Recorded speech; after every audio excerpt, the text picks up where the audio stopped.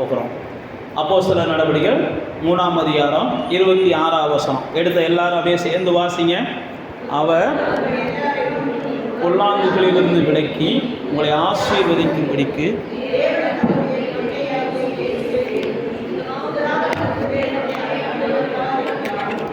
பேதுரு பண்ணின இந்த முதல் பிரசங்கத்தில் 3000 பேர் ரட்சிக்கப்பட்டாங்கன்றது நமக்கு 2ஆம் அதிகாரம் சொல்லும். பேதுரு பண்ண இந்த முதல் பிரசங்கத்தில் எத்தனை பேர் ரட்சிக்கப்பட்டாங்க? அந்த 2ஆம் அதிகாரத்துக்கு வாங்க. 2ஆம் அதிகாரத்தில் வந்தீங்கன்னா 3000 பேர் 41ஆம் வசனம் போட்டிருக்குது. அவருடைய வார்த்தையை சந்தோஷமாக ஏற்றுக்கொண்டவர்கள் ஞானஸ்நானம் பெற்றார்கள். அன்றைய தினம் ஏறக்குறைய என்ன செஞ்சாங்க? 3000 பேர் சேர்த்து கொள்ளப்பட்டார்கள் அந்த ஞானஸ்நானத்தின் மூலமாக. அதுக்கப்புறம் தான் இந்த 3ஆம் அதிகாரத்தில் ஒரு பெரிய அதிசயம் நடக்குது. இந்த அதிசயம் என்ன செஞ்சுச்சான்? 4ஆம் அதிகாரம் 4ஆம் வசனத்தில் வாசிச்சு பார்த்தீங்கன்னா, வசனத்தை கேட்டவர்களில் அநேகர் விசுவாசித்தார்கள். அவர்கள் தொகை என்ன செஞ்சிச்சு? ஏறக்குறைய 5000 இருந்துச்சு அப்படின்னு நாங்கள் போட்டிருக்கிறோம். இப்போ இந்த 3ஆம் அதிகாரத்தில் பேதுருவுடைய பிரசங்கத்தில் அவர் ஒரு காரியத்தை அவர் வலியுறுத்துகிறார். உங்களை எல்லாரையும்னா அவரை விசுவாசிக்கிறவங்களா இருந்தாலும் சரி, அவரை விசுவாசிக்காதவங்களா இருந்தாலும் சரி. அது மட்டுமல்ல, நீங்கள் 3ஆம் அதிகாரம் 2ஆம் அதிகாரத்துல எல்லாம் வாசிச்சு பார்த்தீங்கன்னா, நீங்கள் எல்லாரும் சேர்ந்து அவரை கொன்று போட்டீங்கன்னு சொல்லி பேதுரு என்ன செய்வார்? பிரசங்கம் பண்ணுவார். நீங்கள் எல்லாம் சேர்ந்து அவரை கொன்று போட்டீங்க, நீங்கள் தான் அவரை கொலை செஞ்சீங்க. பேதுரு இயேசுவை விடுதலையாக்க பிலாத்து கூட கொஞ்சம் முயற்சி பண்ணா, ஆனால் அவருடைய சொந்த குடும்பம் நீங்கள் முயற்சி பண்ணலை. அவருடைய சொந்த சந்ததிகள் நீங்க முயற்சி பண்ணல. தேவனை நேசிக்கிறோம்னு சொல்லுகிற நீங்க யாரும் இயேசுவை கொலை செய்வதற்கு தான் துணிஞ்சிங்க. ஆனா தேவன் என்ன செஞ்சார்னா, நீங்க கொலை செஞ்ச இயேசுவை என்ன செஞ்சாரு? அவர் தான் உயிரோட எழுப்பி உங்களுக்கே இன்னைக்கு என்ன செய்யறார்? ஆண்டவரா வச்சிருக்கிறார். இதைத்தான் 4ஆம் அதிகாரத்தில் அவர் பேசுவார். அவரை நீங்க கொலை செய்ய நினைச்சீங்க. கொலை செய்ய நினைச்ச அவரை அந்த 4ஆம் அதிகாரம் 10ஆவது வசனம் போட்டிருக்காருங்க. உங்களால் சிலுவையில் அறையப்பட்டவரும் தேவனால் மரித்தோரிலிருந்து எழுந்தவருமான நசரனாகிய இயேசுதான் இந்த பெரிய அற்புதத்தை செஞ்சிருக்கிறார் அப்படின்னு சொல்லிட்டு 12ஆம் வசனத்தில் சொல்றாரு, அவரால் அன்றி வேற ஒருவராலும் என்ன இல்லை? ரட்சிப்பு இல்லை. ஆமல்ல, ரட்சிக்கப்படும்படிக்கு வானத்துக்கு கீழெங்கோ மனுஷர்களுக்குள்ளே அவருடைய நாமமே அல்லாமல் வேறொரு நாமம் என்ன செய்யலை? கட்டளையிடப்படலை அப்படின்னு சொல்லி இங்கே பேதுரு ஒரு பெரிய பிரசங்கத்தை அவர் ஏறெடுக்கிறதை பார்க்கிறோம். அப்போ இங்கே போடும்போது என்ன செய்கிறாருன்னா, அந்த 26ஆம் வசனத்தில் உங்கள் எல்லாரையும் அவர் என்ன செய்கிறாருன்னா பொல்லாங்குகளிலிருந்து விடுதலையாக்குகிறார். நீங்கள் நல்லா தெரிந்து கொள்ளுங்க, ஆண்டவரை விசுவாசிக்கிறவங்க, விசுவாசிக்காதவங்க, ஆண்டவருக்கு விரோதமானவங்க, ஆண்டவருக்கு பாசமானவங்க யாராக இருந்தாலும் முதல்ல புரிந்து கொள்ள வேண்டிய ஒரு விஷயம், நாம் பொல்லாங்குகளிலிருந்து விடுதலையாகணும், அல்லது பொல்லாத செயல்களிலிருந்து விடுதலையாகணும், அல்லது பொல்லாத வாழ்க்கையிலிருந்து விடுதலையாகணும், தீய வாழ்க்கைகளிலிருந்து விடுதலையாகணும் அப்படின்னா இயேசு ஒருவரால் மட்டுமே நம்முடைய வாழ்க்கையில் அந்த விடுதலையை கொடுக்க முடியும் அப்படின்றது தான் இங்கே பேதுரு பிரசங்கிக்கிறார். நீ இதுவரைக்கும் பகைச்சிருக்கலாம், இதுவரைக்கும் அவரை கொலை செய்வதற்கு நீ உறுதுணையாக இருந்திருக்கலாம், இதுவரைக்கும் நீங்க எதை வேணாலும் செஞ்சிருக்கலாம், இதுவரைக்கும் எந்த பாவமும் செஞ்சிருக்கலாம், அல்லது இயேசுவை எல்லா வகையிலும் நீங்க காலின் கீழ் கூட போட்டு மிதிச்சிருக்கலாம். எபிரேயருக்கு எழுதும்போது சொல்றாரு, அவரை கோபம் மூட்டினீங்க, அவருடைய ரத்தத்தை காலின் கீழே போட்டு என்ன செய்றீங்க? மிதிக்கிறீங்க அப்படின்லாம் பேசுவார். இங்கே பேதுரு அப்போஸ்தலன் இந்த 2ஆம் அதிகாரத்தில் பிரசங்கம் பண்ணும்போது இந்த வார்த்தைகளை கேட்ட அநேகர் என்ன செஞ்சாங்களா? அவங்க இருதயத்தில் குத்தப்பட்டாங்களாம். 40ஆம் வசனம் போட்டிருக்குவாருங்க, 2ஆம் அதிகாரம் 40ஆம் வசனம். இன்னும் அநேக வார்த்தைகளினாலும் சாட்சி கூறி மாறுபாடுள்ள இந்த சந்ததியை விட்டு விலகி உங்களை என்ன செய்யுங்க? ரட்சித்துக் கொள்ளுங்கள் அப்படின்னு சொல்லி அவர்களுக்கு புத்தி சொல்லுகிறார். இந்த வசனத்தை கேட்டவங்க எல்லாம் குத்தப்பட்டார்கள்னு 37ஆம் வசனம் போட்டிருக்குது. அவர்கள் இதை கேட்டபோது இருதயத்தில் குத்தப்பட்டவர்களாகி பேதுருவையும் மற்ற அப்போஸ்தலர்களையும் நோக்கி நாங்கள் என்ன செய்யணும் அப்படின்னு கேட்குறாங்க. அப்போ தான் பேதுரு சொல்கிறார், நீங்கள் பாவம் மன்னிப்புக்கு இன்னும் என்ன செய்யுங்க? இயேசுவை விசுவாசித்து ஞானஸ்நானம் பெறுங்க, அப்போ உங்களுக்கு பரிசுத்தாவி கொடுக்கப்படும் அப்படின்ட்டு தான் கீழே சொல்கிறாரு. இந்த மாறுபாடான சந்ததியில் நீங்கள் உங்களை விலக்கி பாதுகாத்து கொள்ளுங்க அப்படின்னு சொல்லுகிறார். அப்போ தேவ பிள்ளைகளாகிய நானும் நீங்களும் ஒன்றை புரிந்து கொள்ளணும். யார் பொல்லாங்குகளிலிருந்து விடுதலை ஆகிறாங்க அப்படின்னா தேவனுடைய வார்த்தையை கேட்கும்போது அவங்க இருதயம் மாறணும்னு விரும்புகிறவங்களுக்கு தான் விடுதலை கிடைக்குது. தேவனுடைய வார்த்தையை கேட்டுட்டு அவங்க இருதயம் மாறணும்னு விரும்பலைன்னா அவங்களுக்கு விடுதலை கிடைக்காது. நான் மறுபடியும் சொல்லுகிறேன், நீங்கள் தேவனுடைய வார்த்தையை கேட்கலாம். அந்த வார்த்தை உங்களோடு பேசுகிறதா இருந்தால் தான், அந்த வார்த்தை ஏதாவது ஒரு பகுதியில் உங்கள்கிட்ட கிரியை செஞ்சால் தான் அந்த தேவனுடைய வார்த்தையினுடைய வல்லமையை நீங்கள் ருசிக்க முடியும். தேவனுடைய வார்த்தை உங்கள்கிட்ட பேசவே இல்லை, தேவனுடைய வார்த்தை உங்கள்கிட்ட எந்த வகையிலும் இடைப்படலை அப்படின்னா நீங்கள் அந்த வார்த்தையை தூரமாக வச்சிருக்கிறீங்கன்னு அர்த்தம். இயேசு விதைக்கப்பட்ட அந்த விதையை பற்றி சொல்லுவார் பாருங்க. நீங்கள் கேட்குறீங்க, ஆனால் அதை கவனிக்க மாட்டேன்றீங்க. அதுதான் வழி அருகே விதைக்கப்பட்டது. கேட்குற வார்த்தையை கவனிக்கலை அப்படின்னாலே அது என்ன செஞ்சிருது? சாத்தான் எடுத்து கொண்டு போயிடறாங்க. நீங்கள் கேட்குற வார்த்தையை கவனிக்கலைன்னா, இப்போ நானே இருக்கிறோம், நீங்களே இருக்கிறோம், நீங்கள் நல்லா கவனித்து பார்த்தீங்கன்னா சில நேரத்தில் நம்ம போகிற பாதையில் ஏதோ ஒன்று நம்ம கண்ணுக்கு தென்படும், நம்ம கவனிக்காமல் போயிடுவோம். கொஞ்சம் தூரம் போனதுக்கப்புறம் தெரியும் ஏதோ ஒன்று மின்னுச்சு, ஏதோ ஒரு 100 ரூபா நோட்டு மாதிரி தெரிஞ்சு, ஏதோ ஒரு 500 ரூபா தாள் மாதிரி தெரிஞ்சு அப்படின்னு நம்ம கண்ணுக்கு தெரிஞ்சு ஒரு யோசனை வந்த உடனே திரும்ப என்ன செய்வோம்? பார்க்கலாம்னு வருவோம். அது கிடைக்காது, சில நேரத்தில் கிடைக்கும். அதே தான் உங்கள்கிட்ட பேசப்படுகிற வார்த்தைகளை நீங்கள் கவனிக்காமல் கடந்து போயிட்டீங்கன்னா திரும்ப நீங்கள் வர்றதுக்குள்ளே அதை என்ன செய்யறான்? பிசாசு எடுத்து அப்புறப்படுத்திடுறான். அதுதான் வழி அருகே விதைக்கப்பட்டது அப்படின்னு போட்டிருக்கு. அப்போ தேவனுடைய பிள்ளைகளே, முதல்ல நீங்கள் நல்லா தெரிந்து கொள்ளுங்க, பொல்லாங்குகளிலிருந்து நீங்கள் விடுதலை ஆனால்தான், அங்கே போய் பைபிளில் போட்டுருக்கு பாருங்க, விலக்கித்தான் உங்களை ஆசீர்வதிக்கும்படிக்கு தேவன் தம்முடைய பிள்ளையாகிய இயேசுவை முதலாவது என்ன செஞ்சார்? உங்களிடத்துக்கு அனுப்பினார். பொல்லாங்குகளிலிருந்து விடுதலையாகாத எந்த ஒரு மனிதனும் தேவனுடைய ஆசீர்வாதத்தை என்ன செய்ய முடியாது? ஆமாம், சுதந்திரிக்க முடியாது.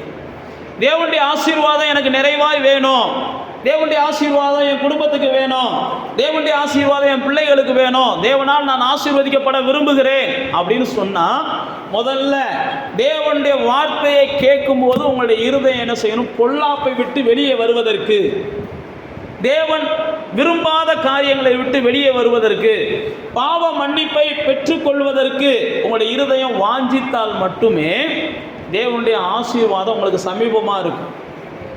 இல்லைன்னா தேவனுடைய ஆசீர்வாதம் உங்கள் முன்னாடி இருக்கும், ஆனால் உங்களால் தொட முடியாத அளவுக்கு என்ன செய்யும்? தடையாக இருக்கும்.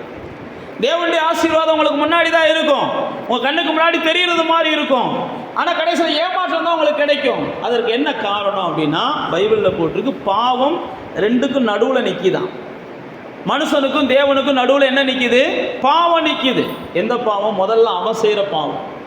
அதனால தான் எபேசியரில் எழுதும்போது பவுல் சொல்கிறாரு, அந்த பாவமாகிய நடு சுவரை இயேசு சிலுவையின் மூலமாக என்ன செஞ்சிருக்கிறார்? தகர்த்திருக்கிறார்.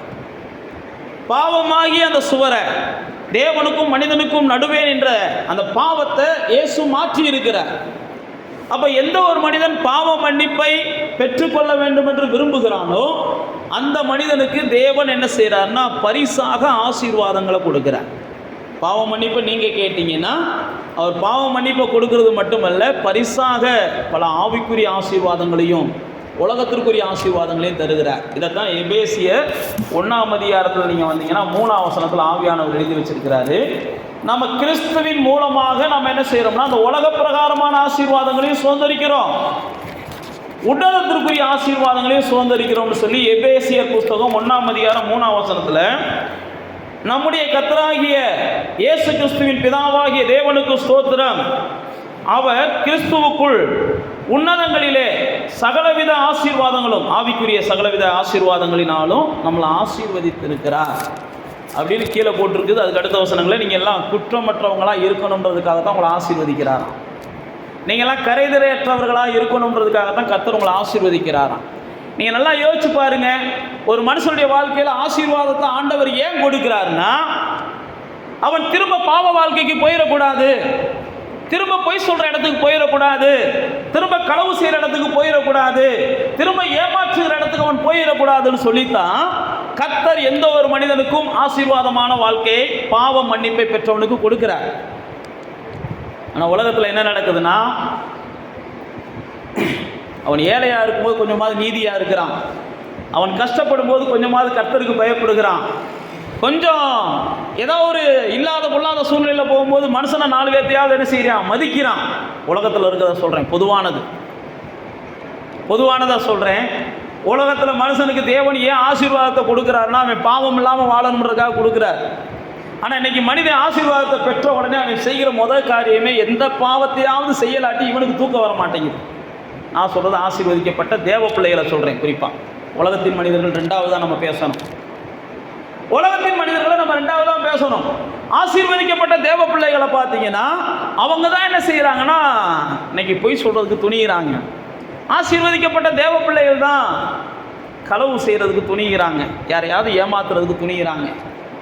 நான் மறுபடியும் சொல்லுகிறேன், தேவனுடைய நோக்கம் என் பிள்ளை ஆசீர்வாதமாக இருந்தால் என்ன செய்யும், கரைதிரை இல்லாமல் இருக்கும், குற்றம் இல்லாமல் இருக்கும்.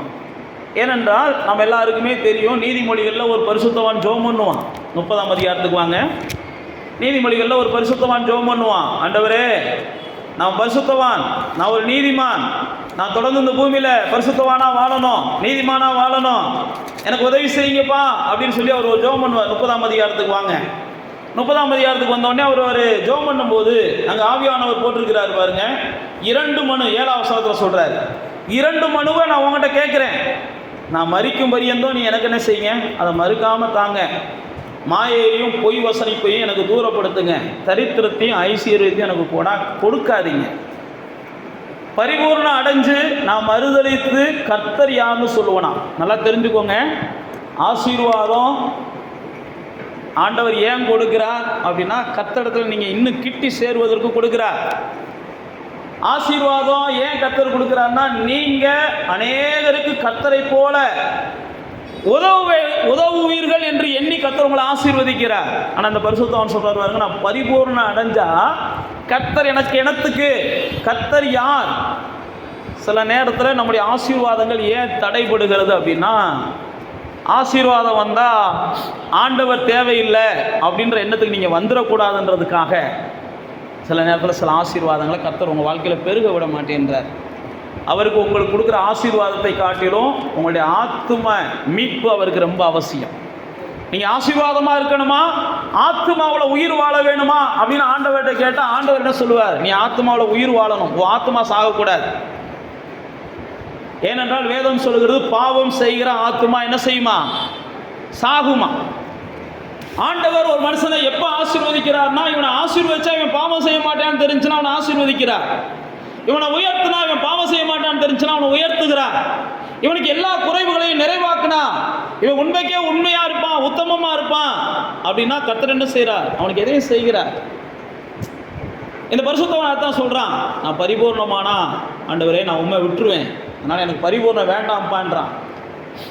நல்லா தெரிஞ்சுக்கோங்க, நாமெல்லாம் எத்தனை பேர் அப்படி ஜெபம் பண்ணியிருக்கோம்னு தெரியல. ஆண்டவரே மட்டா என்னை ஆசீர்வதிச்சா போதும், கொஞ்சம் கஞ்சி நீ கஷ்டம் இல்லாமல் என்னை ஆசீர்வதிச்சா போதும் அப்படிலாம் எத்தனை பேர் ஜெபம் பண்ணியிருப்பீங்கன்னு தெரியல. ஜெபம் பண்ணால் இந்த பரிசுத்தவான்ல நீங்களும் ஒரு பாக்கியவானா என்ன செய்கிறீங்க, மாறுறீங்க. எந்த மனுஷனுக்குமே என்ன செய்யுது, ஜெபம் எப்படி தான் கிடைக்குது, ஆண்டவரே திரளான ஆசீர்வாதம் வேணும். நான் மறுபடியும் சொல்லுகிறேன், தேவன் திரளான ஆசீர்வாதங்களை நமக்கு கொடுக்குறார்.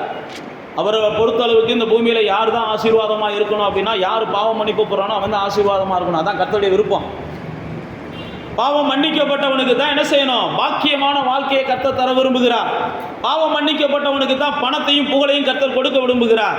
பாவம் மன்னிக்கப்பட்டவனை தான் ஆஸ்தியும் அந்தஸ்துள்ளவனாக கர்த்தர் உயர்த்த விரும்புகிறார். யார் ஒருவன் கர்த்தரை நேசிக்கிறானோ அவனுக்கு தான் கர்த்தர் என்ன செய்கிறார்னா, கிரகிக்க கூடாத காரியத்தை செய்கிறார். அவர் பெரிய பெரிய நன்மைகளை செய்கிறார். நீங்கள் வேதம் முழுவதும் வாசிச்சு பார்த்தீங்கன்னா, யாரெல்லாம் கர்த்தரை நேசித்தார்களோ, அது ஆபிரகாமா இருக்கட்டும், யோபுவா இருக்கட்டும், தாவீதா இருக்கட்டும், யாராவது இருக்கட்டும், கர்த்தரை நேசித்தவர்களை எல்லாம் கர்த்தர் கண் மூடுறதுக்கு முன்னாடி என்ன செஞ்சார், பெரிய கனவான்களாகத்தான் கண்ணை மூட வச்சார். எவனும் தரித்திரனாலாம் கண்ணை மூடலை. ஆபிரகாமை குறித்து நம்ம வாசிக்கிறோம், வெறும் கையா கிளம்பி வந்தவன் தான். யாக்கோபை குறித்து நம்ம வாசிக்கிறோம், வெறும் கையா கிளம்பி வந்தவன் தான். ஈசாக்கை குறித்து நம்ம வாசிக்கிறோம், பஞ்சமான தேசம்தான். போய் ஒரு இடத்துல துறவு வெட்டுறா, அந்த துறவை பிடிக்கிறாங்க. 2வது இடத்துல போய் துறவு வெட்டுறா, அந்த துறவை பிடிக்கிறாங்க. நான் மறுபடியும் சொல்லுகிறேன், கர்த்தர் தம்முடைய ஜனத்தை இந்த பூமியில் என்ன செய்கிறாருன்னா ஆசீர்வாதமாக வைக்க விரும்புகிறார். இந்த ஜனம் ஆசீர்வாதமாக இருந்தால் தான் மற்றவங்களுக்கு நல்லது. நீங்களும் நானும் ஆசீர்வாதமாக இருந்தால் தான் ஏழைகள் இங்கே என்ன செய்ய மாட்டாங்க, கஷ்டப்பட மாட்டாங்கன்னு கர்த்தர் விரும்புகிறார். நீங்களும் நானும் ஆசீர்வாதமாக இருந்தால் தான் இல்லாதவர்களுக்கு நம்மளால் இயன்ற அளவுக்கு உதவி செய்வோம். கர்த்தர் நம்மளை ஆசீர்வாதமாக அந்த பூமியில் வைக்க விரும்புகிறார். அதனால தான் உபாகமம் 28ஆம் அதிகாரத்தை வாசிக்கும் போது சொல்றாரு, இந்த பூமியில் இருக்கிற எல்லா ஜனத்திலும் என் ஜனம் சிறந்ததா இருக்கணும், இந்த பூமியில் இருக்கிற எல்லா ஜனத்திலும் என் ஜனம் உயர்ந்ததா இருக்கணும். இங்கே 28ஆம் அதிகாரத்துக்கு வாங்க, உபாகமத்தின் புஸ்தகத்துக்கு வாங்க. அதில் அங்கே பல வகையான ஆசீர்வாதங்களை சொல்லுவார். 28ஆம் அதிகாரத்தில் உபாகமத்தில் கடைசியாக மோசையின் மூலமாக ஆவியானவர் அங்கே பேசுகிறார். என் ஜனம் இந்த பூமியில் ஒரு ஆசீர்வதிக்கப்பட்டத ஜனமாக இருக்கணும், என் ஜனம் எப்படியெல்லாம் ஆசீர்வாதமாக இருக்கணும்னு கர்த்தர் விரும்புகிறார், இந்த ஜனம் எப்படியெல்லாம் ஆசீர்வாதமாக இருக்கணும்னு கர்த்தர் விரும்புகிறார் அப்படின்னு நீங்கள் தியானிக்க விரும்புனீங்கன்னா உபாகமத்தின் புஸ்தகத்தை நீங்கள் வாசிச்சாலே போதும். உபாகமத்தின் புஸ்தகத்தில் தான் ஆண்டவர் பல வாக்குத்தத்தங்களை இந்த ஜனங்களுக்கு சொல்லுவார். எப்பா, நாளைக்கு நீ ஐஸ்வர்யவான ஆன உடனே என்னுடைய பலம் இதை சம்பாதிச்சுன்னு சொல்லாத. அப்புறம் கர்த்தர் என்ன செய்வார், கொடுத்தவர் அவர். ஏன் ஞானம் இதை சம்பாதிச்சுன்னு சொல்லாத, அவர் தான் கொடுத்தவர். உபாகமத்தின் புஸ்தகத்தெல்லாம் சொல்லுவார், எப்பா அவர் உன்ட்ட அன்பு கூர்ந்தார். ஏன் அன்பு கூர்ந்தார்னா, நீ திரட்சியாக இருந்தன்னு சொல்ல, நீ கொஞ்சமாக இருந்த, ஏதோ நீ பலசாலின்றதுனால உன்ட்ட அன்பு கூறலை, நீ பலவீனனா இருந்த, நீ ஒரு குப்பையில் கிடந்த, ஒரு அடிமையா இருந்த, அவர் உன்ட்ட அன்பு கூர்ந்தார், உன்னை ஆசீர்வதிச்சார். இதெல்லாம் உபாகமம் முழுவதும் சொல்லுவார். உபாகமத்தில் தான் மோசே சொல்லும்போது ஒரு வார்த்தையை சொல்லுவார், இப்போது இருக்கிறதை பார்க்கிலும் நீங்க 1000 மடங்கு என்ன செய்யணும், ஆமா பெருகணும். அதான் ஆண்டவருடைய ஆசீர்வாதம். உபாகமத்தில் தான் பல வாக்குத்தத்தங்கள், உன் கையிடுற எல்லா வேலைகளிலும் கர்த்தருடைய ஆசீர்வாதம் இருக்கும். உன் வீட்டில் மலடு இருக்காது, இதெல்லாம் உபாகமத்தில் கொடுக்கப்பட்டிருக்கிற ஆசீர்வாதங்கள். உன் வீட்டில் மலடு இருக்காது, உன் வீட்டில் இளவயது மரணங்கள் இருக்காது, இளவயது மரணங்கள் இருக்காது. இதெல்லாம் தேவன் கொடுத்தது. உன் கற்பத்தின் கனிகள் மட்டுமல்ல, உன் மிருக ஜீவன்கள்லாம் ஆசீர்வாதமாக இருக்கும். நீ செய்கிற எல்லா வேலைகள்லையும் ஆசீர்வாதம் இருக்கும். உங்ககிட்ட ஒருத்தர் வேலை பார்த்தானா அவன் ஆசீர்வாதமாக இருப்பான். உன் வீட்டில் வந்து ஒருத்தர் வேலை பார்க்குறான்னா அவனுக்கு ஆசீர்வாதம் வரும். கர்த்தர் தம்முடைய ஜனத்தை எப்பயுமே இந்த பூமிக்கு ஆசீர்வாதமாக வைக்க விரும்புகிறார். நீங்கள் உங்களுக்கு மட்டுமல்ல, உங்களை சுற்றி இருக்கிறவங்களுக்கு, உங்கள் வம்சத்துக்கு நீங்கள் ஆசீர்வாதமாக இருக்கணும். கர்த்தரை தேடுகிறதுனால, கர்த்தரை நேசிக்கிறதுனால, கர்த்தருக்கு பிரியமானதை நீங்கள் செய்ய விரும்புகிறதுனால கர்த்தர் அப்படிப்பட்ட வாக்குத்தத்தங்களை உங்களுக்கு கொடுக்கிறார். இங்கே பாருங்க, அந்த உபாகமம் 28ஆம் அதிகாரத்தில் அந்த முதல் வசனம் போட்டிருக்கு பாருங்க, அந்த கடைசியில் போட்டிருக்காரு, கர்த்தர் பூமியில் உள்ள சகல ஜாதிகளிலும் உன்னை என்ன செய்வார், மேன்மையாக வைப்பார். கர்த்தர் அப்படித்தான் விரும்புகிறார். அடுத்து 3ஆம் வசனத்தில் போடும்போது சொல்றாரு, நீ பட்டணத்திலும் ஆசீர்வாதமா இருப்ப, வெளியிலையும் ஆசீர்வாதமா இருப்ப. அப்படின்னா என்னன்னா, நீ எங்க இருக்கியோ அங்க ஆசீர்வாதம் இருக்கும். ஏன்னா ஆசீர்வாதம் நீ எங்க இருக்கியோ உன்னைய தேடி அது வரும். நீ தேவனுடையவன், நீ தேவனை வச்சிருக்கிறாள், நீ தேவனை பிரியப்படுத்துறாள், நீ தேவனை சேவிக்கிறாள். உலகத்தாருக்கு தான் அதை செஞ்ச ஆசீர்வாதம், இதை செஞ்ச ஆசீர்வாதம். ஆனா உங்களுக்கு எனக்கு அப்படி கிடையாதுனா, நான் எங்க இருக்கிறோனோ அங்க ஆசீர்வாதம் இருக்கும். ஏன்னா பைபிளில் பார்த்தீங்கன்னா யோசேப்பு எங்கே போனானோ அங்கே ஆசீர்வாதம் இருந்துச்சான். யோசேப்பை நிமித்தம் கர்த்தர் அங்கே போத்திபார் வீட்டை ஆசீர்வதித்தார்னு பைபிளில் போட்டிருக்கு. அப்போ ஆசீர்வாதம்ன்றது தேவனை தேடுகிறவர்கள் எங்கே இருக்கிறாங்களோ அங்கே ஆசீர்வாதம், தேவனை நேசிக்கிறவர்கள் எங்கே இருக்கிறாங்களோ அவங்க அங்கே தான் ஆசீர்வாதம். தேவனுக்கு பிரியமானதை செய்ய வேண்டும் என்று ஒரு மனுஷன் விரும்பினாத்தான் அந்த இடத்துக்குள்ள ஆசீர்வாதங்கள் வருகிறது. பைபிளில் போட்டிருக்கு, கர்த்தர் கொடுக்குற ஆசீர்வாதத்தில் என்ன இருக்காதான், வேதனை இருக்காதான். அதே பைபிளில் நீதிமொழிகளில் போட்டிருக்கு, துரிதமாய் கிடைக்கிற எந்த ஒரு ஆசீர்வாதமும் முடிவில் சுதந்திரம் வராது. அப்படின்னா நிலைச்சிருக்காது. சில நேரத்தில் துன்மார்க்கர்கள் என்ன செய்வாங்கன்னா, குறுக்கு வழியில் துரிதமாக ஆசீர்வாதங்களை எடுப்பாங்க. அதனால தான் சங்கீதம் 37 சொல்லும்போது சொல்கிறான், நீ அவர்களை குறித்து எரிச்சலாகாத, அவன் குறுக்கு வழியில் 1000 ஆசீர்வாதத்தை தேடட்டும். அவன் எந்த குறுக்கு வழியில் ஆசீர்வாதத்தை தேடினானோ அதே குறுக்கு வழியில் அவன் இருக்கிற ஆசீர்வாதம்லாம் என்ன செய்யும், அவனுக்கே தெரியாது எப்படி போச்சுன்னு சொல்லி. கடைசியில் பார்த்தா அவன் என்ன செய்வான், ஒரு அனாதையாக உட்காந்துருப்பான். அப்படி தான் அங்கே சொல்லுவார். 37ஆம் சங்கீதத்தை வாட்சி பார்த்தீங்கன்னா 37ஆம் சங்கீதத்தெலாம் சொல்லுவார், நீதிமானுடைய சந்ததி என்னைக்கு என்ன செய்யாது, அப்பத்துக்கு இறந்து தெரியாது. ஆனால் துன்மார்க்கனுடைய சந்ததிக்கு அப்படிதான் அதுக்கு அர்த்தம். அப்ப தேவ பிள்ளைகளே, ஆசீர்வாதம் என்பது தேவனுடைய பிள்ளைகளாகி நீங்கள் எங்கே போனாலும் வருகிறது. அதுதான் அந்த உபாகமத்தில் சொல்றார். ஏன்னா கர்த்தர் உங்களை மேன்மைப்படுத்த விரும்புகிறார், கர்த்தர் உங்களை மேன்மைப்படுத்த விரும்புகிறார், கர்த்தர் உங்களை ஆசீர்வதிக்க விரும்புகிறார். கர்த்தருடைய ஆசையெல்லாம் என்னன்னா, உங்க வீட்டில் கர்த்தரை நீங்க தேடுற ஆளா இருந்தா நீங்க தான் உங்க வீட்டில் பணக்காரனா இருக்கணும். அதான் கர்த்தருடைய ஆசை. நீங்க கர்த்தரை நேசிக்கிறவனா இருந்தா உங்க வம்சத்துல உங்ககிட்ட இருக்கிற வாய்ப்புகளும் வசதிகளும் வேற யாருக்கு இருக்கக்கூடாதுன்னு கர்த்தர் ஆசைப்படுறார். நீங்க ஆசைப்படுறீங்களோ இல்லையோ? ஏன்னா கர்த்தர் தன்னை நேசிக்கிறவர்களுக்காக தான் அந்த உலகத்தை உருவாக்குனார். வானமும் பூமி அவருடையது, பொண்ணு வெள்ளி எல்லாமே அவருடையது. அதனால தான் தாவீது சொல்லும்போது சொல்றான், ஆண்டவரே ஐஸ்வர்யமும் கனமும் யார்கிட்ட இருந்து தான் வருது? உங்களிடத்துல இருந்து தான் வருகிறது. எந்த மனுஷனையும் நீங்க தான் உயர்த்துறீங்க, எந்த மனுஷனையும் நீங்க தான் மேன்மைப்படுத்துறீங்க. 1 நாளாகமம் 29ஆம் அதிகாரத்தை வாட்சி பார்த்தீங்கன்னா தாவீது ஆண்டவரை பார்த்து பேசுவான். தாவீது மரிக்கும் போது எப்படி மடித்தான்? பெரிய சொல்ல முடியாத மகிமையோட மறிச்சான், விவரிக்க முடியாத கீர்த்தியோட மறிச்சான். ஆனால் அவனுடைய துவக்கம் எப்படி இருந்துச்சு? சொல்ல முடியாத பரதேசியை போல இருந்தான், சொல்ல முடியாத அர்ப்பணை போல இருந்தான், நினைக்க கூட நாதி இல்லாதவனா இருந்தான். ஆனால் அவனுடைய முடிவு எப்படி இருந்துச்சு? கீர்த்தி. இன்னைக்கும் பேசப்படுகிறது. அவன் செத்து 4000 வருஷம் ஆனாலும் சரி. ஏன் நான் உங்களுக்கு சொல்லுகிறேன்னா, கர்த்தர் தம்முடைய ஜனத்தை எப்பயுமே என்ன செய்கிறான்? ஆசீர்வாதமாக இருக்க வைக்கிறான். அவங்க தான் ஆசீர்வாதமாக இருக்கணும். கர்த்தருடைய விருப்பம், கர்த்தருடைய விருப்பம். நீங்கள் விரும்புகிறீங்களோ விரும்பலையோ, கர்த்தர் அப்படி தான் விரும்புகிறார். அதனால தான் வேத புஸ்தகத்தில் வாசித்து பார்த்தீங்கன்னா, கர்த்தர் யார்கிட்டெல்லாம் இருந்தாரோ அவங்கெல்லாம் ஆசீர்வாதமாக இருந்தாங்க. கர்த்தர் யார்கிட்டெல்லாம் இருந்தாரோ அவங்க போன இடம்லாம் ஆசீர்வாதமாக இருந்துச்சு, அவங்க செய்தெல்லாம் ஆசீர்வாதமாக இருந்துச்சு. அதனால தான் 28ஆவது அதிகாரத்தில் சொல்கிறாரு, நீ போகையிலையும் சரி வருகையிலையும் சரி உனக்கு ஆசீர்வாதம் இருக்கும்ன்றார். அடுத்து 28ஆம் அதிகாரத்திலே பார்த்தீங்கன்னா 4ஆம் வசனத்தில் உன் வருமானமெல்லாம் பெருகும்ன்றார். உன் கற்பத்தின் கனி, நிலத்தின் கனி, மாடுகளின் பெருக்கம், ஆட்டுகள் எல்லாமே பெருகும், உன் வீட்டில் எந்த குறையும் இருக்காது அப்படின்னு சொல்லி இந்த 28ஆம் அதிகாரம் முழுவதும் பல ஆசீர்வாதங்களை கூட சொல்லிட்டு தான் 12ஆம் வசனத்தில் சொல்கிறாரு, நீ என்ன செய்வ? கடன் வாங்குகிற ஆள் கிடையாது, நீ கடன் கொடுக்குற ஆள். நீ கடன் வாங்குகிற ஆள் கிடையாது, நீ கடன் கொடுக்குற ஆள். நீ யாருக்கும் அடிமையாக இருக்க மாட்ட, நீ அநேகருக்கு என்ன செய்வ? படி அளக்கிற ஆளாக இருப்ப. உனக்கு யாரும் படி அளக்க வேண்டிய அவசியம் இருக்காது. நான் மறுபடியும் சொல்லுகிறேன், ஆண்டவர் தம்முடைய ஜனத்தை அப்படி தான் வைக்க விரும்புகிறார். ரூத் நம்ம எல்லாத்துக்குமே தெரியும். அந்த அம்மா தேவனை தேடுனதுனால, உண்மையாக தேடுனதுனால, தேவனை உண்மையாக தேடினதுனால, தேவ சமூகத்தை அவங்க தேடினதுனால அவங்கள கர்த்தர் என்ன செஞ்சார்? படி அளக்கிற இடத்துக்கு உயர்த்தி வச்சார். கர்த்தர் யாரையும் தன்னை தேடுகிறவர்களுக்கு பைபிளில் தான் சொல்கிறார், எந்த நன்மையும் குறையக்கூடாது. தன்னை தேடுகிறவர்களுக்கு எந்த நன்மையும் குறையக்கூடாது. உங்களுக்கான ஆசீர்வாதங்கள் உங்கள் சிரசின் மேல் இருக்கும். நீதிமான்களுடைய ஆசீர்வாதம் அவங்க சிரசின் மேலே இருக்கும். 112ஆம் சங்கீதத்தை வாசித்து பார்த்தீங்கன்னா அவனுடைய சந்ததி ஆசீர்வாதமாக இருக்கும், அவனுடைய சந்ததி ஆசீர்வாதமாக இருக்கும். 112ஆம் சங்கீதத்தை நீங்கள் வீட்டில் போய் வாசிச்சு பாருங்கள்.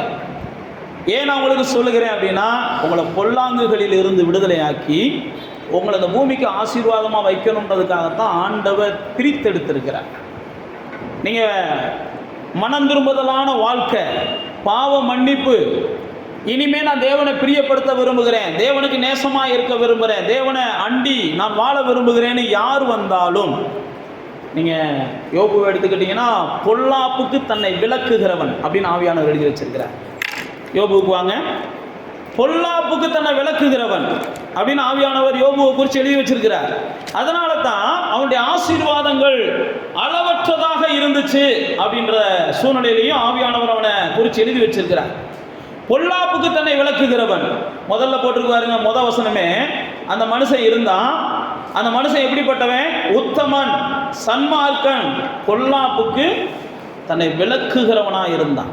நான் ஏற்கனவே சொன்ன பாருங்க, யார் ஒருத்தன் பொல்லாப்புக்கு தன்னை விலக்குகிறானோ அவனுக்கு தான் கர்த்தருடைய ஆசீர்வாதம் ஊற்றப்படுகிறது. பொல்லாங்குகளிலிருந்து உங்களை விடுதலையாக்கினா தான் கர்த்தர் உங்களை ஆசீர்வதிக்க முடியும். ஏன் அப்படின்னா, கர்த்தர் உங்களை ஆசீர்வதிச்சாருன்னா இன்னும் நீங்கள் என்ன செஞ்சிருவீங்க? பொல்லாதவர்களாக மாறிடுவீங்க. நீங்கள் பொல்லாதவர்களாய் மாறுகிறது மட்டுமல்ல, நல்லவர்களையும் பொல்லாதவங்களாக என்ன செஞ்சிருவீங்க? மாற்றிடுவீங்க.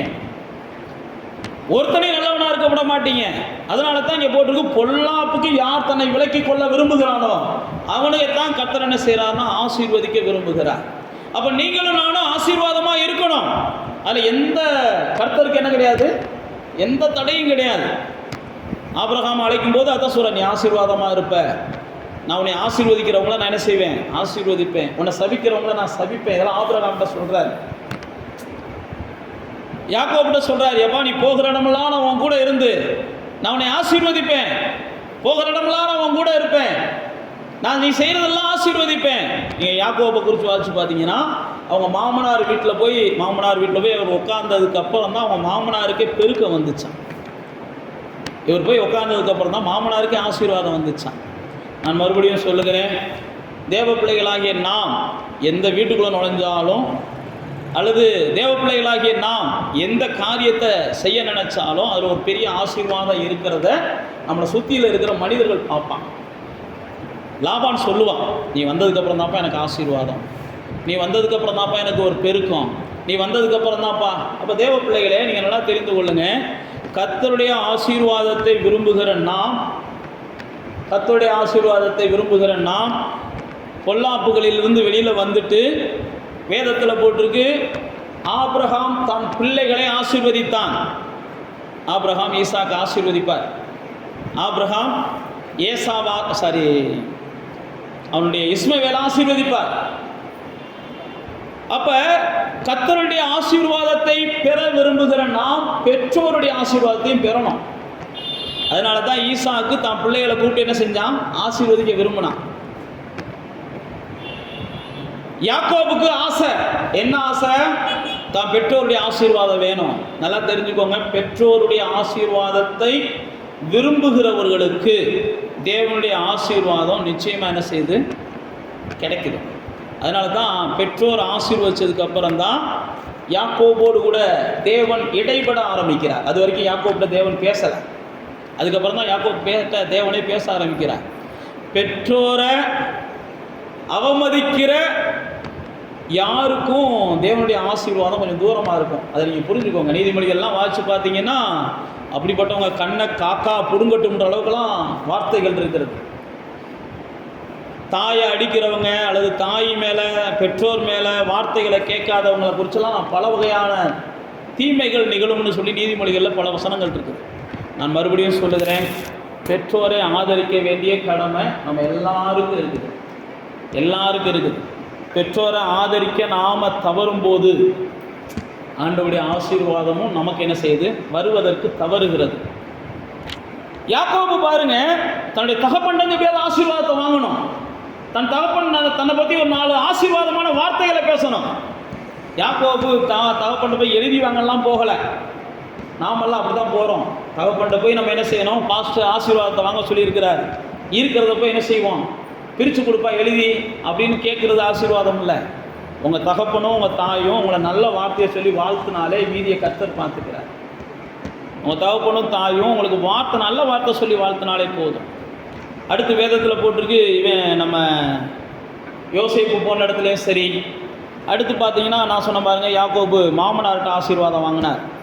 நீங்கள் யாக்கோபுடைய வாழ்க்கையை வாசிச்சு பாருங்கள். தகப்பன்கிட்ட ஆசீர்வாதம் வாங்குறது மாதிரியே, பெற்றோர்கிட்ட ஆசீர்வாதம் வாங்குறது மாதிரியே நாம் மாமனார் மாமியார்கிட்ட என்ன செய்யணும்? ஆசீர்வாதம் வாங்கணும்.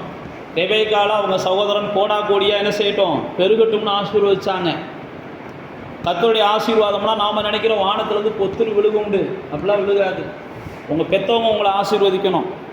அதுக்கப்புறம் நான் சொன்ன பாருங்க, நீங்கள் கல்யாணம் முடித்த அந்த குடும்பத்தினர் உங்களை ஆசீர்வதிக்கணும். அப்போ தான் கர்த்தருடைய ஆசீர்வாதம் படிப்படியாக உங்கள் மேலே வர ஆரம்பிக்கும். கர்த்தருடைய ஆசீர்வாதம் வேணும் அப்படின்னு நினச்சிட்டு நாம் என்ன செய்கிறோம்? கையிடுற வேலைகள் மூலமாக கிடைக்கும், இல்லை இது மூலமாக கிடைக்கும், அது மூலமாக கிடைக்கிறோம்னு நினைக்கிறோம். தேவ பிள்ளைகளாகி நாம் அப்படி ஏமாறக்கூடாது. வேதம் நமக்கு கொடுத்துக்கிற பேட்டர்ன் தான் முக்கியம்.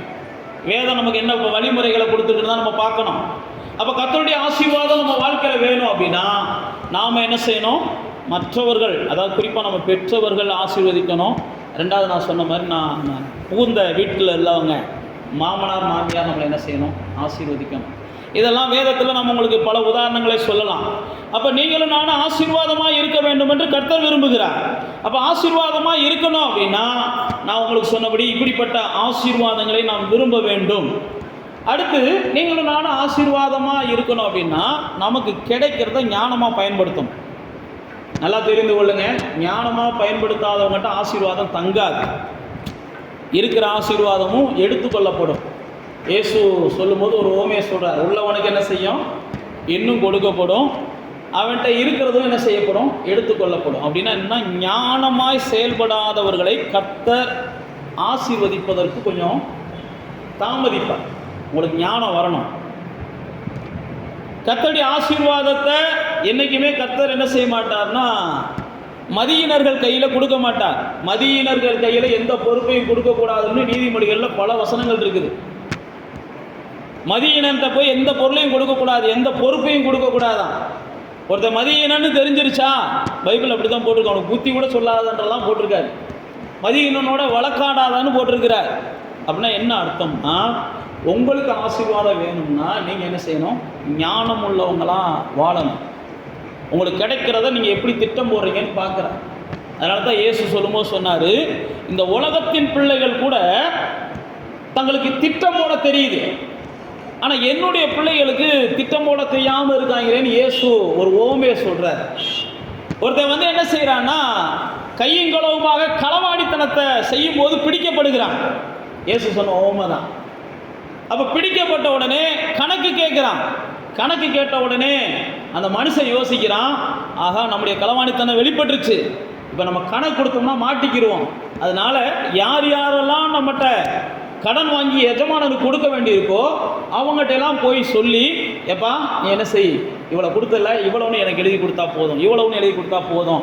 ஏன்னா எஜமான் விரட்டி விட்டான்னா நீ என்னை ஆதரிப்ப, என் எஜமான் என்னை தள்ளி விட்டானா நீ என்னை ஆதரிப்ப அப்படின்ற எண்ணத்தோடு அவன் செயல்பட ஆரம்பித்தானா, அதுதான் ஞானம்ன்றார் ஆண்டவர் என்ன சொல்கிறார்.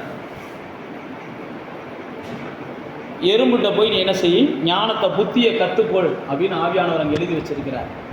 தனக்கு வருகிற எல்லாத்தையும் செலவழிக்கிறவர்களை கர்த்தர் ஆசீர்வதிக்கிறது இல்லை.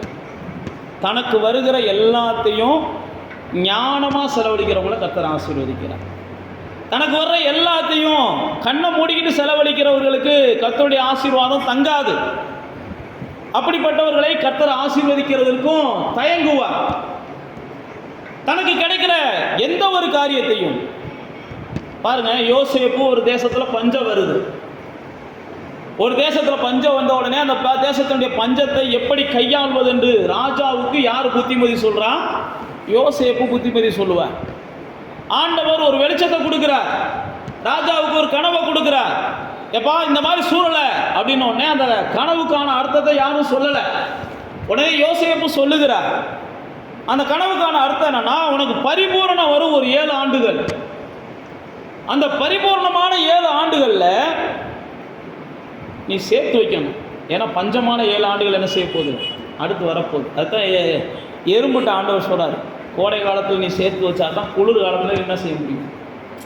அப்போ யார் ஞானம் உள்ளவர்கள் அப்படின்னா, தனக்கு கிடைக்கிறத அப்படியே செலவழிக்கிறவங்க அல்ல, தனக்கு கிடைக்கிறதுல அதுக்காக கஞ்சத்தனம் பண்ணுறவங்களும் ஞானம் உள்ளவங்க கிடையாது. நல்லா தெரிஞ்சு கொள்ளுங்க. பிசினித்தனம் பண்ணி வறுமை அடைவார்கள் உண்டுன்னு பைபிளில் போட்டிருக்கு. வாரி இறைச்சி விருத்தி அடைவார்கள் உண்டுன்னு பைபிளில் போட்டிருக்கு. நம்ம மக்கள் அதே தான், ஒன்று செஞ்சால் அப்படியே ஊதி விட்டுறது, இல்லைன்னா அப்படியே என்ன செஞ்சுறது, இருக்கிறதே உறிஞ்சிடுறது, யார்கிட்ட இருந்தாலும் உறிஞ்சி உறிஞ்சி வச்சுக்கிறது. ஆனால் வேதம் நமக்கு அதை ஞானம்னு சொல்லலை. ஞானம்ன்றது எதை எப்போ எப்படி செய்யணும் அப்படின்றத நம்ம திட்டமிட்டு செய்யணும். அப்படிப்பட்டவர்கள் தான் ஆண்டவருடைய ஆசீர்வாதத்தை ஈஸியாக பெற்றுக்கொள்ளுகிறார்கள். யோசேப்புக்கு அந்த ஆசீர்வாதத்தை கர்த்தர் கொடுக்கறதுக்கு காரணம் அதுதான். யோசேப்பு சேர்த்து வைக்கிறான்.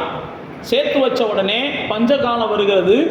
நல்லா தெரிந்து கொள்ளுங்க, அந்த பஞ்ச காலத்தில் இவன் அந்த தேசத்துக்கு மட்டுமல்ல, இழந்து போன தன் குடும்பத்துக்கும் அவன் என்ன செய்கிறான், ஆசீர்வாதமாக மாறுறான். அப்போ நீங்கள் ஞானமாக செயல்பட ஆரம்பிச்சிங்கனாலே உங்களை புறக்கணித்தவங்களுக்கு கூட நீங்கள் என்ன செய்கிறீங்க, ஆசீர்வாதமாக மாறுவீங்க. உங்களை குடியில் தள்ளவங்களுக்கு கூட நீங்கள் ஆசீர்வாதமாக மாறிடுவீங்க. நீங்கள் ஞானமாக செயல்பட ஆரம்பிச்சிட்டிங்கனாலே ஒரு காலம் வரும், அவங்கெல்லாம் ஞானமற்றவர்களாக இருக்கிறாங்க, அவர்களெல்லாம் தேவனற்றவர்களாக இருக்கிறாங்க, அவங்களாம் தேவ பயமற்றவர்களாக இருக்கிறாங்க. ஞானம்ன்றது எங்கே தான் வருதான், தேவனுக்கு பயந்தா தான் ஞானம் வருதான். பைபிள் அப்படி தான் நமக்கு சொல்லி இருக்குது. ஞானத்தின் ஆரம்பமே கர்த்தருக்கு பயப்படுதல் தான் ஞானத்தின் ஆரம்பம். அதனால் உலக பிரகாரமான ஞானத்தை நமக்கு வேதம் சொல்ல, தேவன் கொடுக்குற ஞானம்.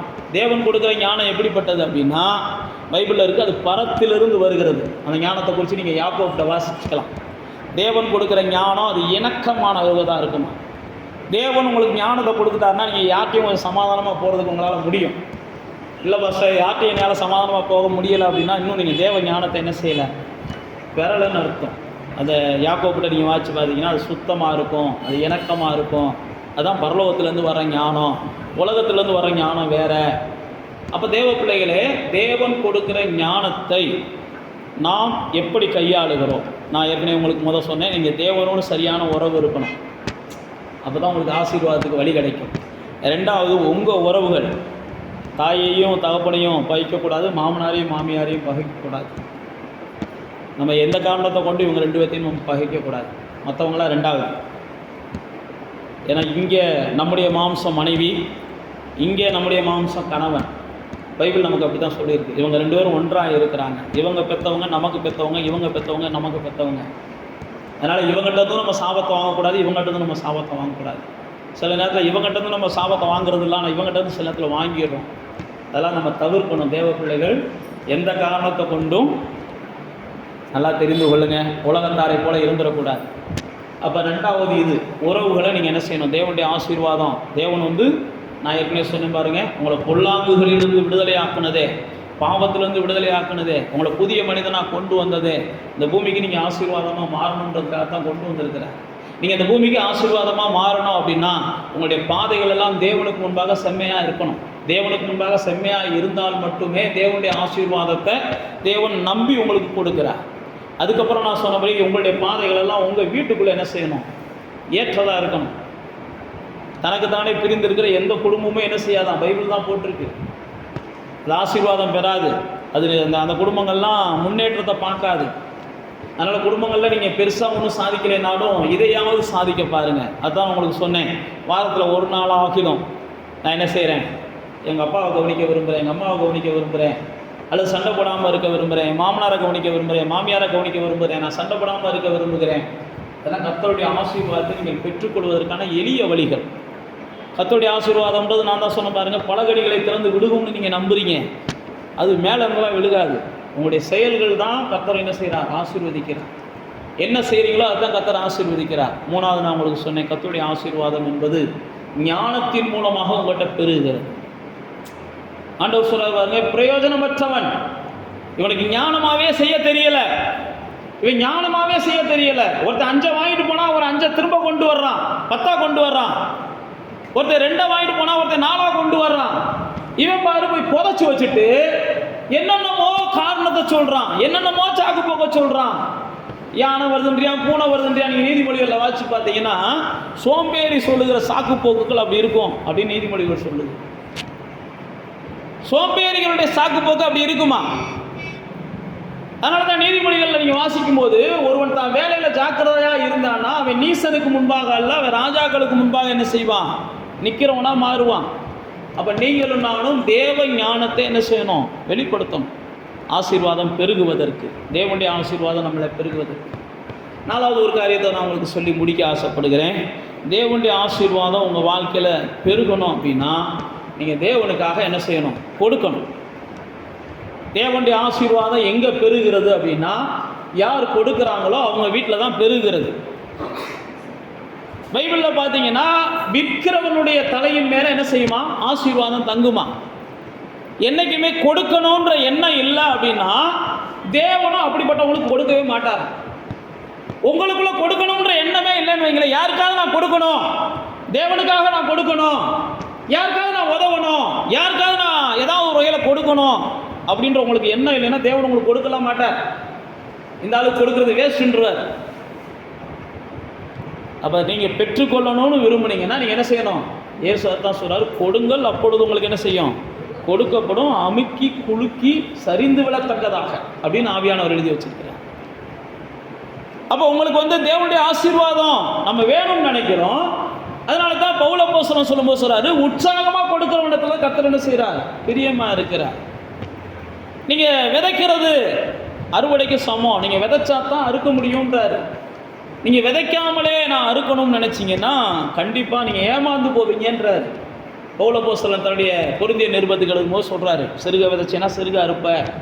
நீ விதைக்கணும், நீ கொடுக்கணும், நீ ஏதாவது ஒரு ரூபத்தில் யாருக்காவது ஏதாவது உன்னுடைய பலத்துக்கு என்ன முடியுமோ, பேதுரு சொல்லும்போது சொல்கிறாரு, உதவி செய்யவே தன் பலத்துக்கு என்ன முடியுமோ அதுக்கு தக்க செய். பலத்தை மிஞ்சியெல்லாம் நீங்கள் செய்ய வேண்டாம். உங்கள் திராணிக்கு என்ன முடியுமோ நீங்கள் அதை செய்யுங்க. மல்கியாவில் நம்ம எல்லாருமே அறிந்திருக்கிறோம், நீங்கள் தசமபாகத்தை கொடுக்காம வஞ்சிக்கிறீங்க அப்படின்னு 3ஆம் அதிகாரம் 9ஆம் வசனத்தில் சொல்லுவார். அதே 3ஆம் அதிகாரம் மல்கியா 1ஆம் அதிகாரத்தில் வாசிச்சு பார்த்தீங்கன்னா, ஊனமானதையும் பயனற்றதையும் கர்த்தருடைய சமூகத்தில் வந்து கொடுத்துக்கிட்டு கர்த்தருக்கு நான் காணிக்க கொடுக்குறேன்னு சொல்கிறீங்க, அது உங்களுக்கு சாபமாக மாறும்பார் 1ஆம் அதிகாரத்தில். அப்போ தேவ பிள்ளைகளே, கர்த்தருடைய ஆசீர்வாதம் நம்மகிட்ட பெருகணும் அப்படின்னா நாம் என்ன செய்யணும்? கொடுக்கணும். ஏழை விதவையை குறித்து இயேசு சொல்கிறார். ஒரு ஏழை விதவை இருந்தால் அந்த விதவை காணிக்க போடுறத இயேசு பார்த்தாருன்னு பைபிளில் போட்டிருக்கு. அப்போ நீங்களும் நானும் நல்லா தெரிந்து கொள்ளணும், நாம் கொடுக்குற எந்த ஒரு தான தர்மத்தையும் காணிக்கையும் தசமபாகத்தையும் கர்த்தர் பார்க்குறார். கொடுக்குறோமா கொடுக்கலையான்றதை கர்த்தர் என்ன செய்கிறார்? பார்க்குறார். அதனால தான் பழைய ஏற்பாட்டிலாம் அதை ஒரு நியமமாகவே வச்சுருந்தார். இங்கே வரு, நீ கொடுத்தா தான் ஆசாரியனுக்கு சாப்பாடு. அவனுக்கு ஆசாரியனுக்கு லேவியனுக்குலாம் என்ன கிடையாது? சொத்தும் கிடையாது. அப்படி தான் ஆண்டவர் பழைய ஏற்பாட்டில் நியமம் வச்சுருந்தார். அப்போ பாருங்க, அந்த ஏழை விதவை போடுறாங்க. போடுறத குறித்து இயேசு பார்த்துட்டு சொல்கிறாரு, எல்லாரை காட்டிலும் நம்ம அதை அதிகமாக போட்டாங்க. எனக்கு அப்படி சொன்னார்னு அடுத்து இயேசுவே சொல்கிறாரு, எல்லாரும் இருக்கிறதுலேருந்து ஒன்றை எடுத்து போட்டாங்க, இந்த அம்மா இருக்கிறதையே போட்டுட்டாங்க. இருக்கிறதுலேருந்து ஒன்றை எடுத்து போடுறது பெரிய விஷயம் இல்லை, இருக்கிறதையே போட்டுச்சுவார். அப்போ ஆண்டவர் அதுதான் சொல்கிறாரு, தேவ பிள்ளைகளாகிய நீங்களும் நானும் கொடுக்கிற காரியத்தில் எப்படி இருக்கிறோம்? கொடுக்கிறவர்கள். இன்னும் நமக்கு பழைய ஏற்பாட்டு எத்தனையோ உதாரணங்கள் இருக்குது. ஆபிரகாம் என்ன செஞ்சானா? தசம பாகம் கொடுத்தாங்க. ஆபிரகாமை ஆண்டவர் 14ஆம் அதிகாரத்தில் அந்த தசம பாகம் கொடுக்குறான். அதே மாதிரி தான் யாக்கோபு, ஆண்டவர் என்னை ஆசீர்வதிச்சிங்கன்னா நான் எல்லாத்துலேயும் தசம பாகம் கொடுக்குறேன்னு பொருத்தனை பண்ணுவான் யாக்கோபு. ஏன் நான் உங்களுக்கு சொல்லுகிறேன் அப்படின்னா, தேவனுடைய ஆசீர்வாதம் கொடுக்கிறவர்கள் மேலே வருகிறது. நீங்கள் யாருக்காவது ஏதாவது கொடுக்கணும், எதாவது செய்யணும். உங்களால் முடிச்சுன்னா ஒரு பேனா வாங்கி கொடுக்கலாம், உங்களால் முடிச்சுன்னா ஒரு சாக்லேட் வாங்கி கொடுக்கலாம், உங்களால் ஏதோ ஒன்று யாருக்கோ. ஆனால் யாருக்காவது நீங்கள் என்ன செய்யணும்? தேவனுக்கு கொடுக்கணும். தேவனுடைய சாயலிலே படைக்கப்பட்டிருக்கிற கஷ்டப்படுகிற மனிதர்களுக்கு நீங்கள் என்ன செய்யணும்? ஏனென்றால் வேதத்தில் ஏழைக்கு இறங்குகிறவன் என்ன செய்கிறானா? கர்த்தருக்கு கடன் கொடுக்குறான்னு பைபிள் எழுதியிருக்கு. ஏழைக்கு ஒருவன் இறங்குனா அவன் கர்த்தருக்கு கடன் கொடுக்குறான். அப்போ நீங்களும் நானும் எதை செய்தாலும் மனப்பூர்வமாய் செய்ய வேண்டும். ஆண்டவர் மோசேன்றதை சொல்லும்போது அதுதான் சொன்னார், தாவீதுகிட்ட சொல்லும்போது அதுதான் சொன்னார். எப்பா ஆசரிப்பு கூடாரத்தை கட்ட போகிற, ஜனங்கள்கிட்ட போய் என்ன செய்? கேளு. தாவீதுகிட்ட அதுதான் சொல்கிறாரு, ஜனங்கள்கிட்ட போய் கேளு. அப்போ ஜனங்கள்கிட்ட கேட்டதுக்கப்புறம் தாவீது சொல்லுவான், ஆண்டவரே உமக்கு கொடுக்கக்கூடிய ஒரு பெரிய பாக்கியத்தை நீங்கள் என்ன செஞ்சுருக்கிறீங்க? தந்திருக்கிறீங்க. உங்கள் கையில் வாங்கி நாங்கள் என்ன செய்கிறோம்? உங்களுக்கு கொடுக்குறோம் அப்படின்னு தாவீது சொல்லுவார். அப்போ தேவ பிள்ளைகளே, நம்முடைய ஆசீர்வாதத்துக்கு நாம் உண்மைக்கே என்ன செய்கிறோம்? தேவனால் ஆசீர்வதிக்கப்பட வேண்டும் அப்படின்னு சொல்லி தான் கர்த்தர் நம்மளை பிரிச்சிருக்கிறார். நாமளும் அதுதான் விரும்புகிறோம். இந்த பூமியில் நாங்கள் தான் ஆசீர்வாதமாக இருக்கணும். நீங்கள் யார்ட்டையும் கடன் வாங்கக்கூடாது, நீங்கள் தான் கடன் கொடுக்கணும். நீங்கள் யார்கிட்டையும் என்ன செய்யக்கூடாது? ஏதோ ஒரு இழிவான ஆதாயத்துக்காக எனத்தையாவது நடிக்கக்கூடாது, பொய் சொல்லக்கூடாது, மாய்மாலமெல்லாம் பண்ணக்கூடாது. நம்மள்கிட்ட யார் வேணாலும் நடித்து எனக்கையாவது வாங்கிட்டு போகட்டும், நாம் யாரும் என்ன செய்யக்கூடாது? அப்படிலாம் செய்யக்கூடாது. கர்த்தரால் பிரித்தெடுக்கப்பட்ட கூட்டம் நம்ம புது வாழ்க்கையை தேவனிடத்திலிருந்து பெற்றுக்கொண்ட கூட்டம் நாமெல்லாம் நித்திய ஜீவனுக்கு சுதந்திரவாதிகளாக இருக்கிற கூட்டம் அதனால தான் ஆண்டவர் என்ன செய்கிறாருன்னா, நம்மளை குறித்து பல வாக்குத்தத்தங்களை கொடுத்துருக்கிறார். நானும் நீங்களும் இந்த பூமியை விட்டு போகும்போது நம்முடைய பிள்ளைகளுக்கு ஆஸ்தியை சேர்த்து வச்சுட்டு போகணும். நம்முடைய பிள்ளைகளுக்கு ஆஸ்தியை சேர்த்து வைக்காத எந்த தகப்பனும் பைபிள் பிரகாரம் அவன் என்ன செஞ்சிட்டான்? தோல்வி அடைஞ்ச தகப்பன் தான். பைபிள் பிரகாரம் தான் பிள்ளைகளுக்கு ஆஸ்தியை சேர்த்து வைக்கலை. தான் போகும்போது தான் பிள்ளைகளுக்கு ஆஸ்தியையோ ஐஸ்வர்யத்தையோ சேர்த்து வைக்காமல் ஒரு மனுஷன் போகிறான்னா அவன் தோல்வியை சந்தித்த மனுஷன்தான். ஒரு பிதாக்கள் தான் பிள்ளைகளுக்கு என்ன செய்யணும்? ஆஸ்தியை வச்சுட்டு போகணும். அதான் ஆண்டவருடைய வாக்குத்தத்தம் நமக்கு. நீங்கள்லாம் அந்த பூமியை விட்டு போகும்போது தான் பிள்ளைகளுக்குன்னு சொல்லி எதையாவது சேர்த்து வச்சுட்டு போகணும். இப்போயே நீங்கள் நினச்சிக்கோங்க, சேர்த்து வச்சுட்டு போகலைன்னா உண்மைக்கே நான் சொல்கிறேன், நீங்கள் தோல்வி அடைஞ்ச ஒரு பெற்றோராக தான் பரலோகத்தில் எண்ணப்படுவீங்க, தேவனுக்கு முன்பாக எண்ணப்படுவீங்க. அப்போ தேவ பிள்ளைகளாகிய நானும் நீங்களும் இந்த பூமியில் ஆசீர்வாதமாக இருக்கணுன்றதான் கர்த்தருடைய விருப்பம். ஒரு துன்மார்க்கன் தான் பிள்ளைகளுக்கு சேர்த்து வச்சுட்டு போகிறான், ஒரு பாவி தான் பிள்ளைகளுக்கு சேர்த்து வச்சுட்டு போகிறான். நான் பார்த்த எத்தனையோ காரியங்களை சொல்லலாம், என் வாழ்க்கையில் என் அனுபவத்தில் பார்த்த எத்தனையோ சொல்லலாம். துன்மார்க்கனுக்கு அவனுடைய தகப்பன் தெய்வமாக தெரியுறான். துன்மார்க்கமான தகப்பன் அவங்க பிள்ளைகளுக்கு தெய்வமாக தெரியுவான். பாவியான ஒரு பெண் அவங்க பிள்ளைகள்கிட்ட கேட்டு பார்த்தீங்கன்னா தெய்வமாக தெரியுவாங்க. எனக்கு அதெல்லாம் சில நேரத்தில் உண்மையை சொல்கிறேன், நான்லாம் வியந்திருக்கிறேன். அந்த மனுஷன் சாகிறது வரைக்கும் அந்த வீட்டில் ஒன்றும் என்ன செஞ்சுருக்க மாட்டேன். அக்கிரமக்காரன்ற பேரைத்தான் வாங்கியிருப்பேன். செத்ததுக்கப்புறம் பார்த்தா ஃபோட்டோவுக்கு மாலையை போட்டு என் தெய்வம் என்னை ஆசீர்வதிக்குதுன்றான். கண்ணு முன்னாடியே உசலமுடியில் ஒரு பையனெல்லாம் பார்த்தேன், எனக்கே ஆச்சரியமாக இருந்துச்சு. எங்கள் அப்பா தான் என்னை வாழ வச்சுக்கிட்டு இருக்காருண்ணே அப்படின்னு. ஒரு அம்மா ஒன்று என்ன சொல்கிறதுன்னு சொல்லலை, பாவியான ஸ்திரீன்னு வச்சுக்கோங்க, ஒரே வார்த்தையில் சொல்கிறேன். அந்த அம்மா இன்றைக்கி உயிரோடு தான் இருக்குது. ஆனால் அவங்க பிள்ளைகள் என்ன செஞ்சாங்கன்னா 3 பசங்க. ஒரு பையன் வந்து டிபியில் அந்த அம்மாவுடைய படத்தை வச்சுருந்தான். ஒரு நாள் நான், என்னடா திடீர்னு அம்மா படத்தை வச்சுருக்கிறேன், நல்லா இருக்காங்கண்ணே. அம்மா தானே எங்களெல்லாம் என்ன செஞ்சாங்க, வாழ வச்சாங்கண்ணே. அம்மா இல்லைன்னா உலகம் சொல்லுது அது பாவியான பெண். ஆனால் அவன் என்ன சொல்கிறான், அதான் தெய்வம், அது பாவம் செஞ்சாலும் என்னையே வாழ வச்சுருக்கு. அது பாவம் செஞ்சிச்சோ என்ன செஞ்சிச்சோ தெரியாது, இன்றைக்கி நான் இந்த நிலைமைக்கு இருக்கிறது காரணம் அதுதான் அப்படின்றான். ஏன் நான் உங்களுக்கு சொல்கிறேன்னா, பாவியான பெற்றோருக்கு பிறந்த பிள்ளைகளே தங்களுடைய பெற்றோரை என்ன செய்கிறாங்க, தெய்வங்களாக பார்க்குறாங்க. நீங்களும் நானும் நம்முடைய பிள்ளைகளுக்கு எப்பயுமே என்ன செய்யணும், ஹீரோக்களாக தெரியணும். நம்முடைய பிள்ளைகளுக்கு நாம் எல்லாம் எப்படி தெரியணும், ஒரு ஹீரோக்களாக தெரியணும். நாம் நம்முடைய பிள்ளைகளுக்கு எப்பயுமே ஆசீர்வதிக்கப்பட்டவங்களாக தெரியணும். அப்போ தான் நம்முடைய ஆசீர்வாதம் என்பது, அதனால தான் சொன்ன நீதிமான்கள் சிரசின் மேலே என்ன செய்யுது, ஆசீர்வாதம் தங்கி இருக்குது. அப்போ தேவ பிள்ளைகளே, நீங்களும் நானும் ஆசீர்வாதமாக இருப்பதற்கு தேவன் விரும்புகிறார். நீங்கள் தான் இந்த பூமிக்கு ஆசீர்வாதம். நீங்கள் இருக்கிற இடத்துக்கு நீங்கள் தான் ஆசீர்வாதம். நீங்கள் செய்கிற காரியங்கள் ஆசீர்வாதம். கர்த்தருடைய ஆசையெல்லாம் உங்களை ஆசீர்வதிப்பது தான் அவருடைய ஆசை. இந்த பூமியில் நீங்கள் ஆசீர்வாதமாக இருக்கணும், ஆஸ்தியோடு இருக்கணும், அந்தஸ்தோடு இருக்கணும், சுகமாக வாழணும். உங்களுடைய ஆத்மா விரும்புகிறதை போல எல்லா வகையான, பைபிளில் அப்படி தான் போட்டிருக்கு, தாவீது நீ விரும்புகிற இடங்கள்லாம் என்ன செய், அரசாளும். தாவீது கொடுத்த ஒரு ஆசீர்வாதம், விரும்புகிற இடத்துலலாம் நீ அரசாளுவாய். அப்போ தேவ பிள்ளைகள் நீங்களும் நானும் ஆசீர்வாதமாக இருக்கணும் அப்படின்னா, நான் ஏற்கனவே சொன்னபடி முதல்ல ஆண்டவருடைய இருதயத்துக்கு ஏற்றவங்களாம் நம்ம என்ன செய்யணும், முதல் அதுதான். ஆண்டவருடைய இருதயம் என்னை நம்புச்சுன்னா எனக்கு ஆசீர்வாதம் தானாக வர ஆரம்பித்தேன். நீங்கள் ஆசீர்வாதத்தை பெற்று கொண்டுட்டு ஆகாதவனாக போவீங்கன்னு தெரிஞ்சுன்னா ஆண்டவர் உங்களை ஆசீர்வதிக்க மாட்டார். நீங்கள் கடைசி வரைக்கும் அப்படியே இருங்கன்னு விட்டுருவார். அதான் உங்களுக்கு சொன்னேன், அவருக்கு உங்களுக்கு ஆசீர்வாதத்தை கொடுக்குறது முக்கியமாக, உங்களுடைய ஆத்மாவை காப்பாற்றுறது முக்கியமான, அவருக்கு ஆத்மா தான் முக்கியம். உலகம் முழுவதையும் நீ ஆதாயம் செஞ்சுட்டு ஆத்மாவை நஷ்டப்படுத்தினா அதனால் என்ன லாபம்ன்ற. அப்போ ஆண்டவருடைய ஆசீர்வாதம் உங்கள் வாழ்க்கையில் தாமதிப்பதற்கு முதல் காரணம், நீங்கள் ஆண்டவருடைய இருதயத்தை இன்னும் என்ன செய்கிற, ஈர்க்கலன்னு அர்த்தம். ஆண்டவருடைய இருதயத்தை ஈர்த்துட்டீங்கன்னா, நீங்கள் எந்த இடத்துல இருந்தாலும், யோசேப்பு சிறைச்சாலைக்குள்ளே இருந்தாலும் அவனுக்காக ஒரு சிங்காசனத்தை கர்த்தர் என்ன செய்கிறார், ஏற்படுத்துகிறார். ஆண்டவருடைய இருதயத்தை ஈர்த்துட்டிங்கன்னா உங்களுக்கு கிடைக்க வேண்டியதில் ஈஸியாக கிடைக்கும். ஆண்டவருடைய இருதயத்தை ஈர்ப்பதற்கு என்ன செய்யணும் அப்படின்றது மட்டும் நீங்கள் சிந்திங்க. ஆசீர்வாதங்களும் வாசல்களும் உங்களுக்கு திறக்கப்படும். ரெண்டாவது நான் உங்களுக்கு சொன்னேன், குடும்ப உறவுகளை என்ன செய்யுங்க, கர்த்தருடைய பிள்ளைகள் கட்டி காப்பாற்றுங்க. குடும்ப உறவுகளை எப்பயும் சிதைக்க விடாதீங்க. கர்த்தருடைய பிள்ளைகள் குடும்பத்துக்குள்ளே இருக்கிற உறுப்பினர்களால் ஆசீர்வதிக்கப்படணும். உங்கள் குடும்பத்தில் இருக்கிற உங்கள் உறுப்பினர்கள், கணவன் மனைவி ஆசீர்வதிக்கணும், மனைவி கணவன் ஆசீர்வதிக்கணும், பிள்ளைகள் பெற்றோர் ஆசீர்வதிக்கணும், பெற்றோர் பிள்ளைகள் ஆசீர்வதிக்கணும். அதுதான் சொன்னேன், மாமனார் மாமியார் மருமகளை ஆசீர்வதிக்கணும், மருமகனை ஆசீர்வதிக்கணும். இப்படிப்பட்ட ஆசீர்வாதத்துக்கு வாங்க, கர்த்தருடைய ஆசீர்வாதம் உங்களுக்கு தானாக கிடைக்கும். அதுக்காக கொஞ்சம் என்ன செய்யுங்க, கொஞ்சம் தியாகம் பண்ணுங்க. ஒரு நாள் வரும், உங்களுடைய தியாகம்லாம் வீண் போகாது. அவ்வளோலாம் சாதாரண விஷயம் இல்லை தான். மற்ற யார்கிட்ட வேணாலும் நம்ம பொறுமையாக போயிடலாம். நம்ம குடும்பத்துக்குள்ளே பொறுமையாக போகிறதெல்லாம் உண்மைக்கே அதுக்கு பெரிய புண்ணியம் செஞ்சுருக்கணும். நம்ம அது பெரிய விஷயந்தான். ஆனால் கர்த்தர் நல்லவர், நம்மளுக்கு கிருபை தருவார். போதிக்கிற கிருபையை கர்த்தர் கொடுக்குறாருன்னா அதை செய்கிற கிருபையும் கர்த்தர் நமக்கு என்ன செய்வார், தருவார். அடுத்து நான் உங்களுக்கு சொன்னேன், தேவன் உங்களுக்கு ஆசீர்வாதத்தை கொடுக்கணும்னா கொஞ்சம் ஞானமாக செயல்படுங்க.